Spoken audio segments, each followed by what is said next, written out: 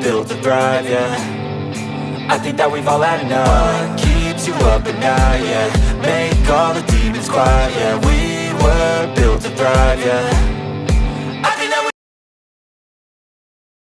Part 1, Part 2, Part 3, and Part 4. Now look at Part 1. Part 1.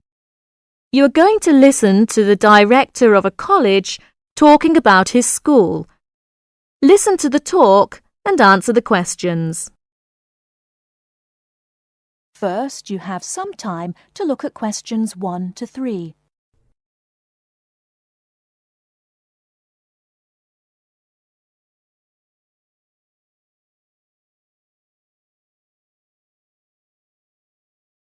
Now we shall begin. You should answer the questions as you listen, because you will not hear the recording a second time. Listen carefully and answer questions 1 to 3.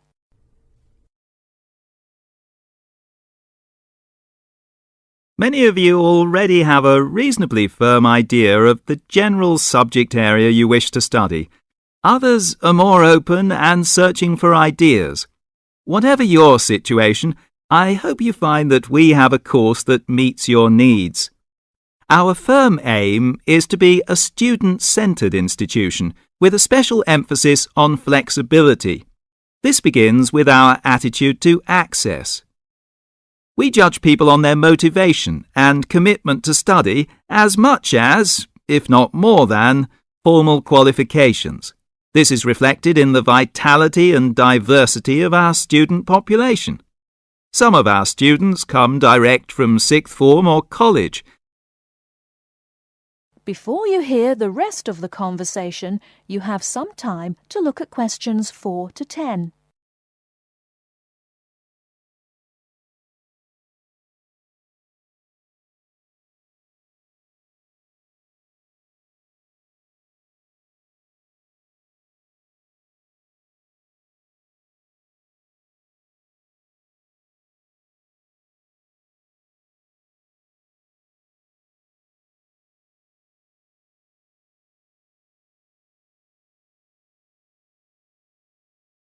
Now listen and answer questions 4 to 10.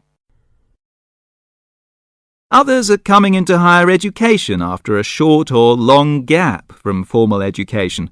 Some are seeking a specific set of skills with a particular job or profession in mind. Others are retraining or studying to give their careers a new direction or dimension. Some are learning about the very latest scientific, technological and commercial knowledge. Others are stretching their minds on sensitive environmental, social and cultural issues. Even a casual observation of the mix of our student body indicates that we're close to our aim of being a polytechnic for the whole community. To meet our students' needs, we have 500 academic and a further 500 support staff committed to good quality teaching, high standards, and sensitive and sympathetic student care. We have probably the longest experience of understanding and dealing with the differing needs of a diverse student population. I hope you'll find a suitable course at the Polytechnic College. If you want to come to the college and we consider you suitable, we'll do our best to find you a place. And when you're here, we'll work hard to make your experience enjoyable, stimulating, and educationally rewarding. That is the end of Part 1. You now have half a minute to check your answers.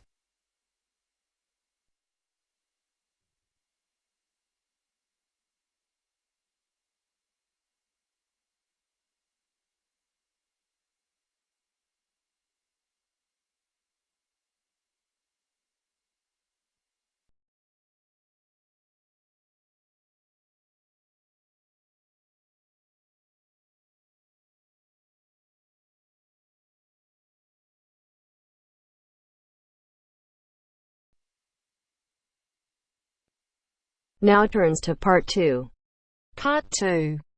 You'll hear a tutor and two students discussing modern European writers. First, you have some time to look at questions 11 to 16.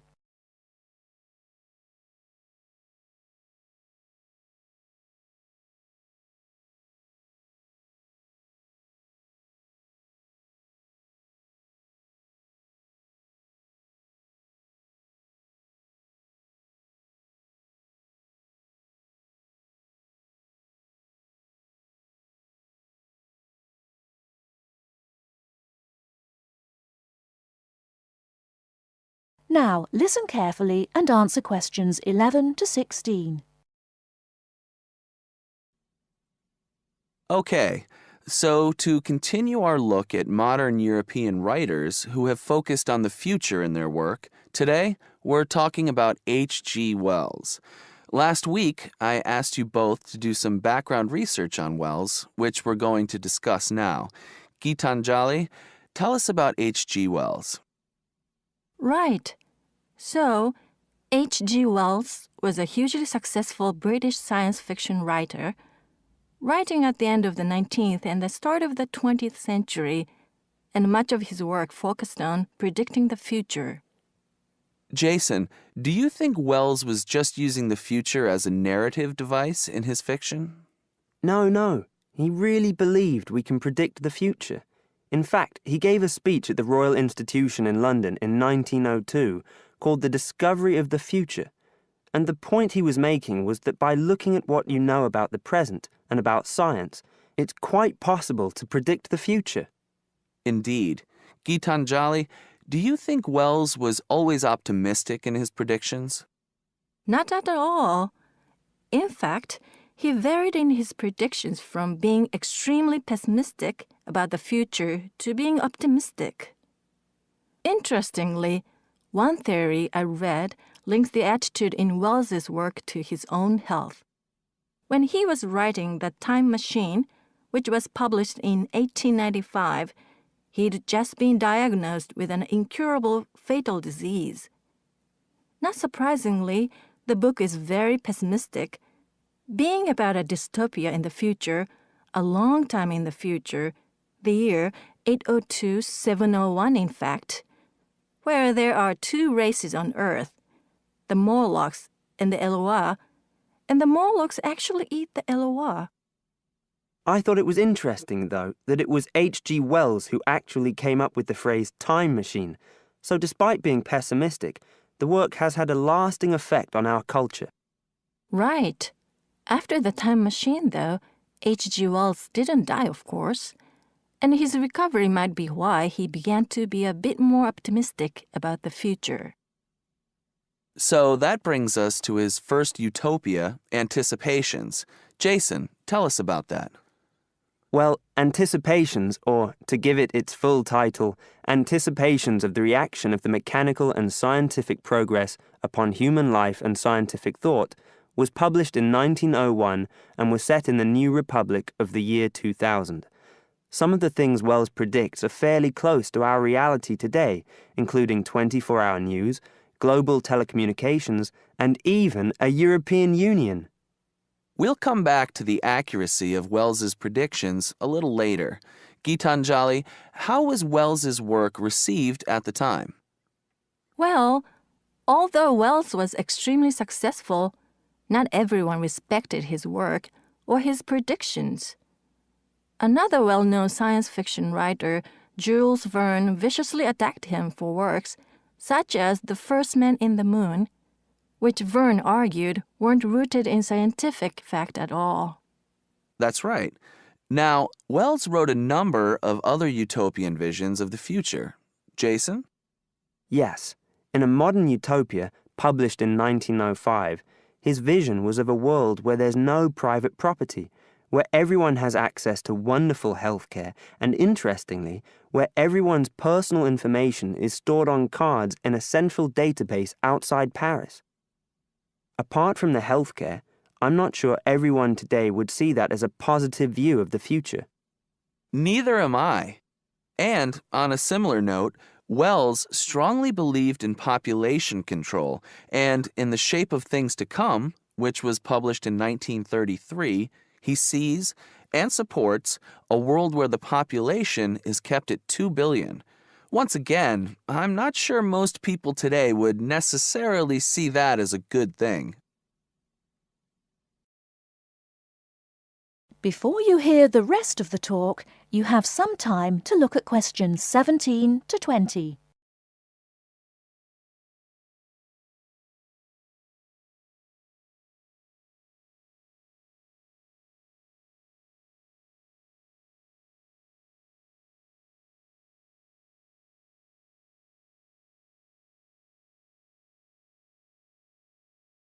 Now listen and answer questions 17 to 20.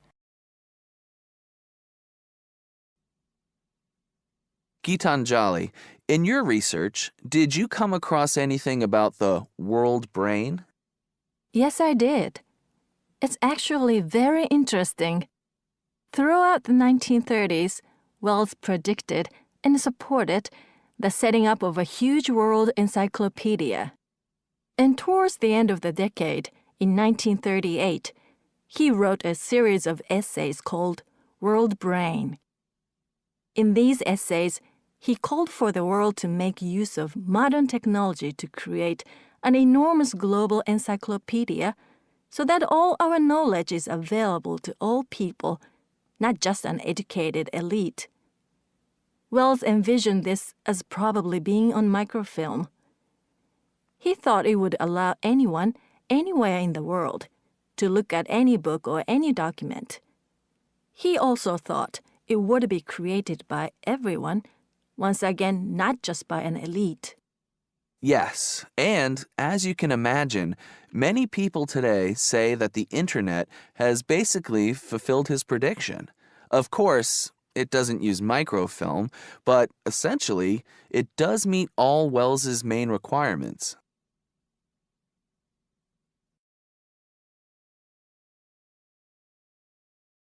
That is the end of part 2. You now have half a minute to check your answers.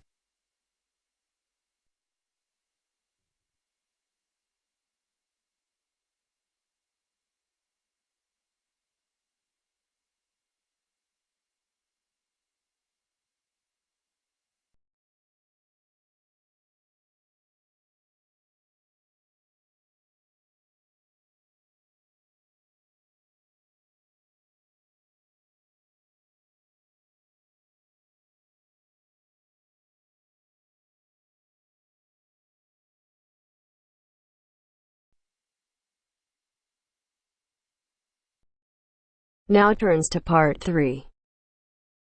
Part 3. You will hear two business studies students discussing a presentation they'll do on an article on working effectively in groups.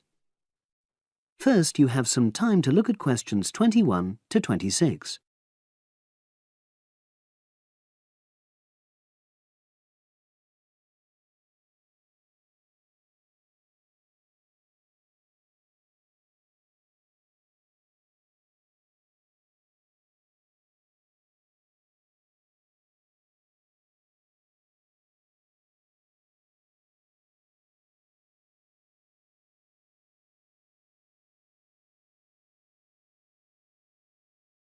Now listen and answer questions 21 to 26.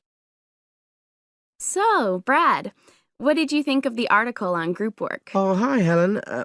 Yeah, it was pretty good, with helpful pieces of advice on how to make group work effective. I think we were lucky to be given such a straightforward text to present at the management skills seminar. Yeah. Actually, shall we discuss it now? Have you got time? Sure. It's only a 10-minute presentation, so we just need to explain and then give our views on the main points raised in the article. I'll jot down some notes. Right. So, there are 3 main sections. I suggest we start with listening. Yeah, effective listening in groups, because it's not something that's frequently covered on courses in our field. No, and we should say that in the presentation. Yeah. And also effective listening's pretty simple, you know. I don't think it's hard to learn. Well, people think it's easy, but in my experience, most of us tend to be very lazy listeners. Okay, I wouldn't argue with that. Something I do think we should emphasize is the power of the listener's posture, gestures, etc., in making speakers feel respected. Not that you're just waiting for them to finish before jumping in with your own ideas. Uh-huh. Okay, right. The next section is on goal setting. Let's make sure we're clear what the article says on this. Yeah.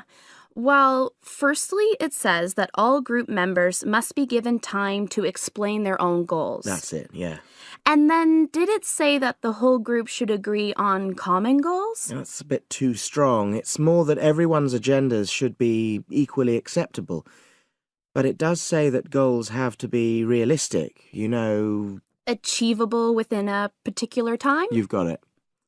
That's really what the article's saying. There isn't really any point in having ideals if group members know they won't come to anything within a reasonable period. So, I think a summary covering those points will be enough for that part of the presentation, don't you? Yeah. Now, the last section is about conflict resolution. Actually, I thought it was the worst part of the article. Me too. I don't think it went into sufficient detail on the issue. Actually, I thought it devoted too much space to it, but that it was all rather boring, It didn't mention some of the more radical theories. Absolutely. I found that really irritating. Right, and also I think it could have said more about conflict sometimes being healthy in groups. Absolutely. It just mentioned rather glibly about how we should avoid thinking of winners and losers, and that quick resolution of conflict is always desirable. Without explaining what these terms mean? Well, it gives quite detailed definitions, but doesn't develop a proper argument. Right. So, for the presentation, I think we just give some definitions and then explain what we felt were the weaknesses in the article's treatment of conflict resolution. Yeah, good. Now you have some time to look at questions 27 to 30.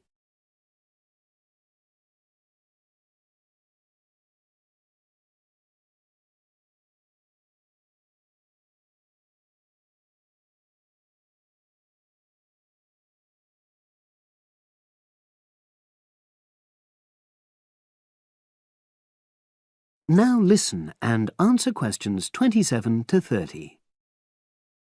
So, let's think about what we have to prepare for the actual presentation. Well, I suppose we'll use PowerPoint, but I'm hopeless at using it, especially if it has any visuals. I really have to look into doing a course on it because I know I'll need it in the future. Don't worry, I'm quite happy using PowerPoint and I'll put it together when everything else is ready. That's a relief. But yes, do that later. Okay. Now, I heard the tutor saying we have to include some well-chosen quotations from the article. I'm not sure if we do. I'll email him to find out. No need. I can just have a look at the specs he gave us when he set the task. That'll be quicker. But the tutor definitely said we have to prepare a handout to go with the talk. I'm not really sure how we do that.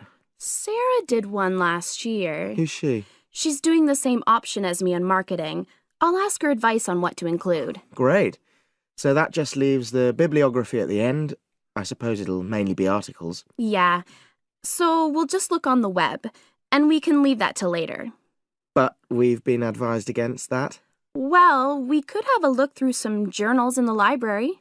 I think we should start by looking through module handbooks. I think that'll give us some good leads. Yeah, you're probably right. So that's all the topics.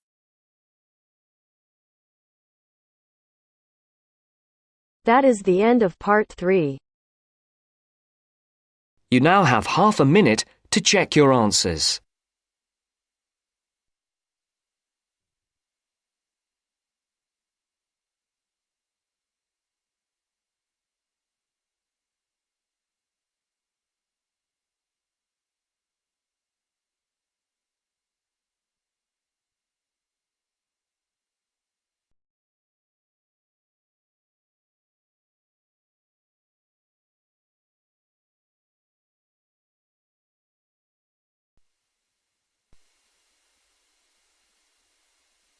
Now turns to part 4. Part 4. Hear an extract from a talk given by lecturer from Management Department of a university on the topic Job Satisfaction. First, you have some time to look at questions 31 to 40.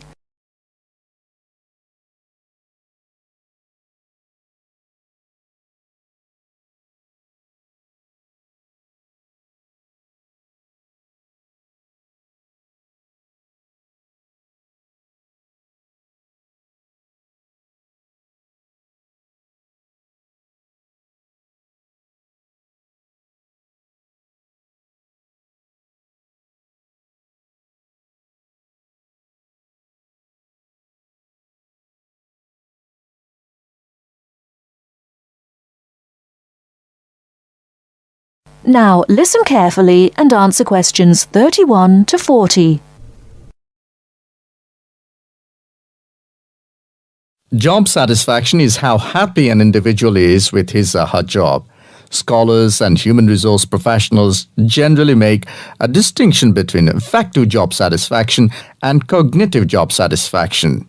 Affective job satisfaction is the overall extent of pleasurable emotional feelings individuals have about their jobs and is different from cognitive job satisfaction, which is the extent of individual satisfaction with particular facets of their jobs such as pay, pension, arrangements, working hours, and numerous other aspects of their jobs. At its most general level of conceptualization, job satisfaction is simply how content an individual is with his or her job. Affective job satisfaction is usually defined as a one-dimensional, subjective construct representing an overall emotional feeling individuals have about their job as a whole. Hence, affective job satisfaction for individuals reflects the degree of pleasure or happiness their job in general induces. Cognitive job satisfaction is usually defined as being a more objective and logical evaluation of various facets of a job. As such, cognitive job satisfaction can be one-dimensional if it comprises evaluation of just one aspect of a job, such as pay or maternity leave, or multidimensional if two or more facets of a job are simultaneously evaluated. Environmental factors. One of the most significant aspects of an individual's work in a modern organization concerns the management of communication demands that he or she encounters on the job. Demands can be characterized as a communication load. Individuals in an organization can experience communication overload and communication underload, which can affect their level of job satisfaction. Communication overload can occur when an individual receives loads of message in a short period of time, which can result in unprocessed information, or when an individual faces more complex messages that are more difficult to process. Due to this process, given an individual's style of work and motivation to complete a task, when more inputs exist than outputs, the individual perceives a condition of overload which can be positively or negatively related to job satisfaction. In comparison, communication underload can occur when messages or inputs are sent below the individual's ability to process them.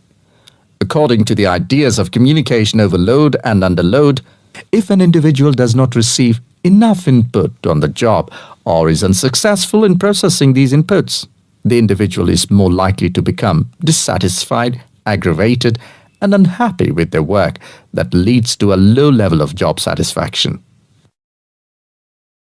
Superior subordinate communication.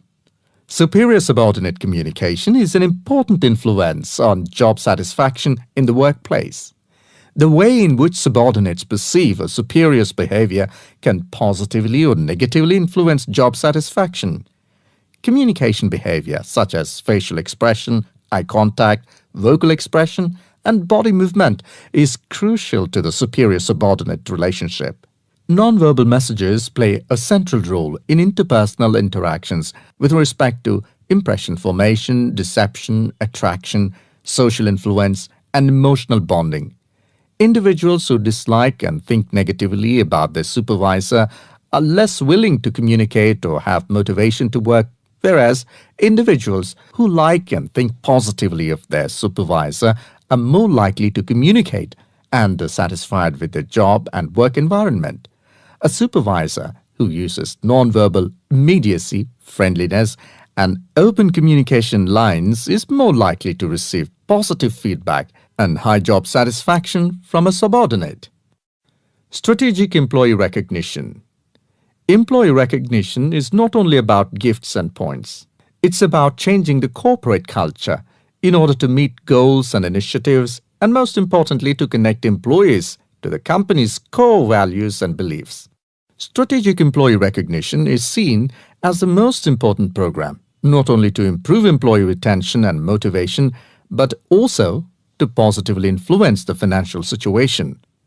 The vast majority of companies want to be innovative, coming up with new products, business models, and better ways of doing things.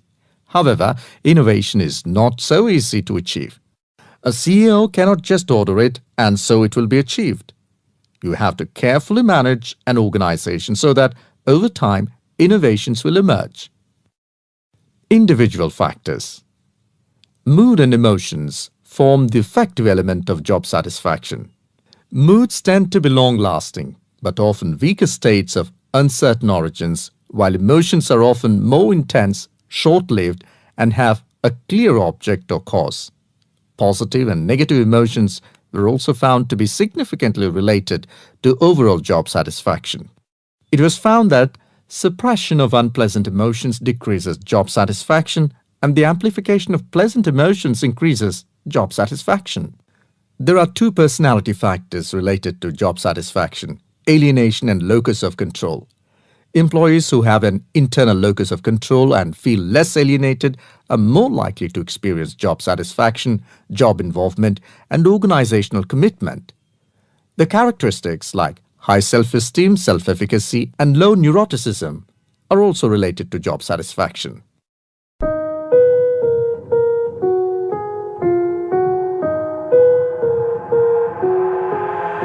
I've got an itch I can't scratch, I'm missing a piece that completes a whole part of me, an open wound scar to see. Everybody come here, gather round, welcome to the freak show, the best in town.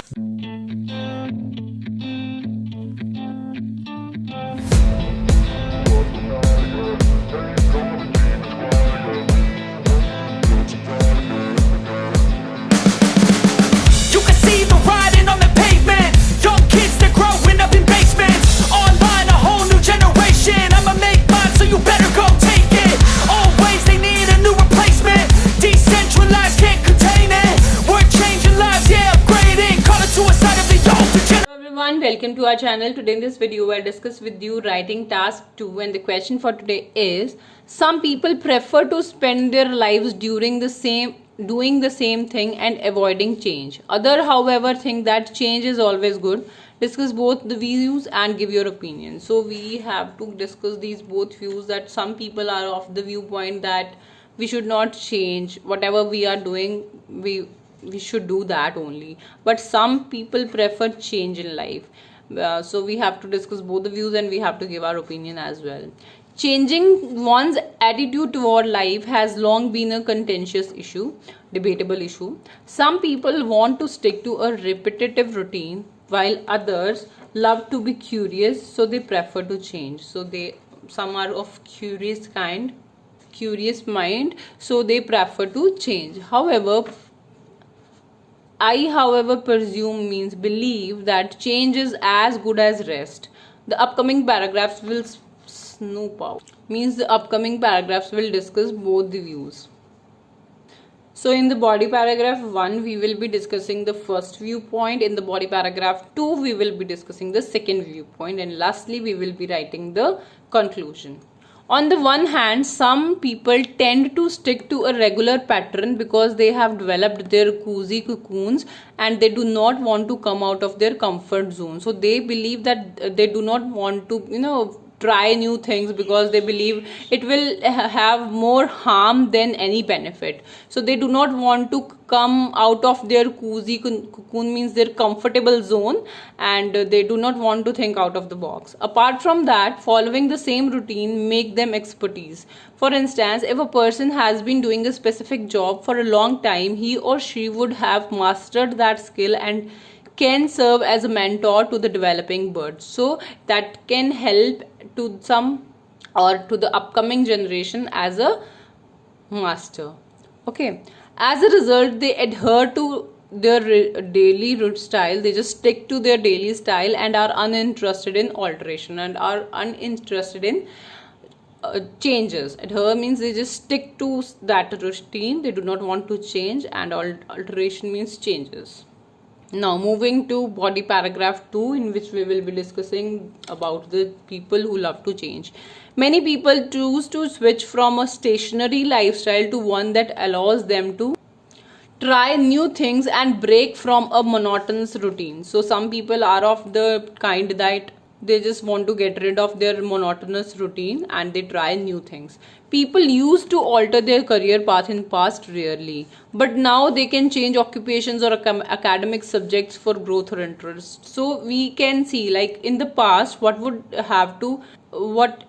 there was that people see, if someone is doing non-medical, then they never ever have changed their career path, but now the students have done their higher education in medical or non-medical streams, but when they just go to the colleges or they promoted to the college life, they shift their career path. I have seen that they have shifted their career paths from BSc to BCom kind of thing. So they have changed there, but it was not used to happen in the past. Furthermore, change promote growth and achievement. To exemplify, many entrepreneurs who have failed have changed their approach and attained success. So if I give an example here of a person, the one who has made the bulb, so that was his 100th attempt in which he got the success. So he changed his approach, that's why he got the success. As a result, people choose to change over consistency. To reiterate, perception varies from person to person, just like people's way of living. So the people of different people have different viewpoints. So people prefer to live the same way they always have, while others desire to change. So some people are of the way that they just want to live the same way